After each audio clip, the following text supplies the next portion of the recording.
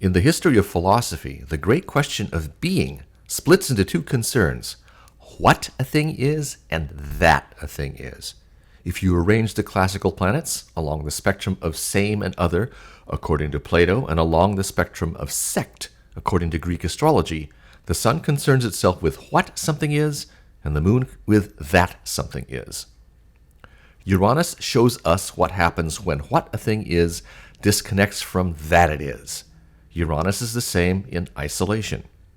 Does it make sense that the next planet we deal with, the next planet discovered, should deal with the other in isolation, disconnected from the same? What planet comes next? In Robert Schmidt's elegant construction, if Uranus transcends the sun, then Neptune transcends the moon. If Uranus transcends the sun by being the common, then Neptune transcends the moon by being unconscious. When you're unconscious, not conscious of yourself, nothing is left of you but a sheer exercise of the will, a blind striving. The previous paragraph shows my best highly compacted understanding of Mr. Schmidt's view of Neptune. If the events surrounding the planet's discovery show us its significations, the events Schmidt chooses for Neptune are a series of lectures by philosopher Friedrich Hegel, just as the publication of the Critique of Pure Reason by Immanuel Kant shows up for the discovery of Uranus. The unconscious transcendental other beautifully characterizes the romantic movement in the arts as well. But what of the other big events announced by Neptune, one of which Schmidt has detailed for us in his lectures, and the others chosen by me? From the publication of his first book in 1807 to his death in 1831, Friedrich Hegel was the leading philosopher of Europe and probably the world. As the world's foremost philosopher, Hegel chose to make a comment on one of the greatest events in natural history, the discovery of an eighth planet, Uranus, in our solar system. As Schmidt pointed out, Hegel thought there could be only 8 planets in our solar system. He was not dogmatic about this. He gave reasons why he could be wrong, and he was not proved wrong until 15 years after his death by 1846. Immediately, philosophy lost stature from which it has still never recovered. Other great studies of human knowledge began distancing themselves from philosophy, which brings me sideways to my own equally entitled candidates for signal events surrounding the discovery of Neptune: the Communist Manifesto of 1848 and the Crystal Palace Exhibition of 1851. If the discovery of Uranus in 1781 marked the time when philosophy tried to take over the world, Neptune marked the time when science tried to rule everything. Yes, we have had philosophy in the West since Anaximander, and science since Archimedes. But since neither of those two great bodies of human knowledge were thought by their adherents to rule the world until roughly 1781 and 1846 respectively, if the United States was, as Ayn Rand attests, the first philosophically designed nation, then the Communist Manifesto was the first document trying to scientifically design a nation. The Crystal Palace Exhibition of 1851, what was that all about? The wonders of science. How then do we reconcile pairing science with a transcendental moon? Neptune is the other in isolation. Where is the blindness in science? Does not science achieve its greatness by unblinkingly looking at the world as it really is? Between the Golden Age of Greece to the Crystal Palace Exhibition, our culture has completely changed what it sees as the real and the important. For Plato, for Aristotle, the forms and ideas were more important than what we currently call the real. The form of a man, what a man is, ideally was crucial. The details of any given man were not essential. From 1846 onward, the details, the accidental details of a man were the most important part of him.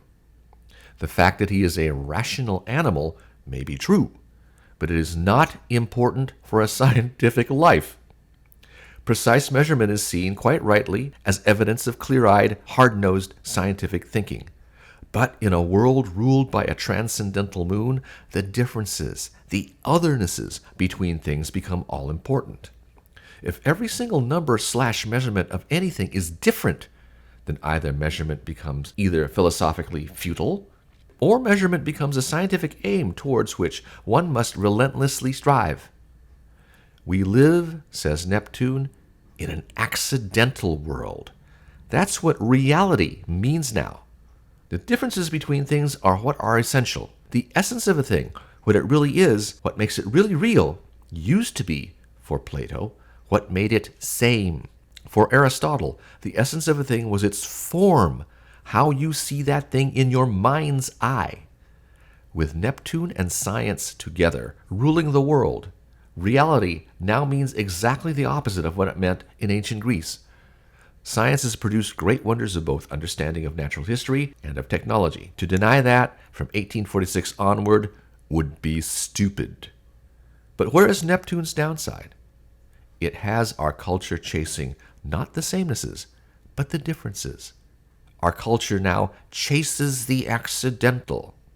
As a corollary, nothing today is real unless you can put a number on it. How does an insistence upon numbers match up with a Neptune as transcendental moon signification of blind striving? Well, if you look to blind striving as a signification of the romantic movement in art, God knows that fits perfectly. What makes the romantic hero a hero? His uniqueness, not his embodiment of universal ideas, but his blind striving to be whatever he is in defiance of convention. The romantic hero strives to prove not what he is, but that he is. Science tries to rule the world by measuring differences and then leveraging differences. Sure, there are scientific constants, like the speed of light or the Newtonian or Einsteinian laws of physics. Both of those and all means of scientific measurement are used to determine what the differences are. Contrast the Uranian philosophical sentiment, all men are created equal, with the Neptunian scientific sentiment, from each according to his ability, to each according to his needs. One is government, where sameness is all important, the other where otherness is all important. I cannot leave Neptune without mentioning what I consider to be the most Neptunian invention yet, artificial intelligence. Like all of the sciences, astonishing things can be accomplished with it, and if there is a viewer who can politely refute me, I'll be glad to see it in the comments. But artificial intelligence solves problems by throwing all the data possible at it and building patterns out of that random data by measuring every difference it can. Trying to decipher the deep significations of Neptune, as any modern astrologer will tell you, is full of the perils of illusion and inexactitude. How can the romantic insistence upon blind striving and power of the will also tally with an insistence upon exact measurement? I've done my best to reconcile the two, and I hope I have extended Robert Schmidt's understanding of Neptune in a way he would agree.